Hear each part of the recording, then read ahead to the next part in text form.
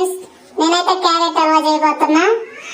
3 క్యారెట్లు తీసుకొని శుభ్రంగా కడుక్కొని బాగా తురుము పట్టుకొని 2 స్పూన్లు అయితే నెయ్యి వేసి నెయ్యిలో బాగా వేయించాలి.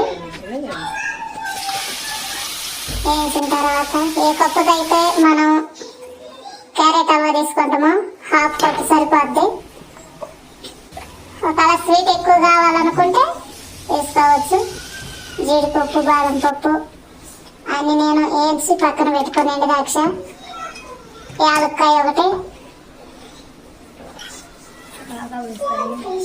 అంతే. చూడు క్యారెట్ హల్వా రెడీ అయింది. చూడటానికి కూడా బాగా మంచిగా ఉంది.